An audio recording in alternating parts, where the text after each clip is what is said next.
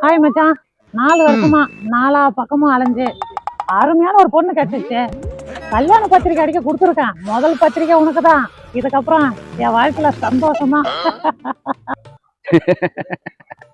மச்சான், பொண்ணு பார்த்துட்டு இருந்தில்ல, அப்போ பொண்ணு கிடைக்கலையே அப்படிங்கிற ஒரே கவலை தான். இப்போ பொண்ணு கிடைச்சிருச்சு. இப்போதைக்கு உனக்கு எந்த பிரச்சனையும் இல்லை, கவலையே இல்லை. கல்யாணம் ஆச்சுன்னு வச்சுக்க, சந்தோஷமா மட்டும்தான் இருப்பேன் நினைச்சில்ல. சந்தோஷத்தை தவிர கிட்டத்தட்ட ஒரு 1,00,000 கவலை இருக்கும். அந்த சந்தோஷம் மட்டும் இருக்கவே இருக்காது. புரியல சொல்றேன். கல்யாணத்துக்கு அப்புறம் மாமியார் மருமகள் சண்டை வரும், நாத்தனார் சண்டை வரும். இந்த 2 சண்டை இல்லாத குடும்பம் தமிழ்நாட்டுல எங்கேயுமே கிடையாது. ஏன் ரீசெண்டா ரிலீஸ் ஆன தலைவன் தலைவி படத்தோட கதை முழு கதையே தானே. கடைசியில இந்த 2 சண்டையும் சேர்ந்து உன் தலை உருளும். வீட்டுல ஒரு 250 புடவை இருக்கும் பீரோவுல. எங்க ஒரு சேலை வாங்கி தர மாட்டீங்களா அப்படிம்பாங்க.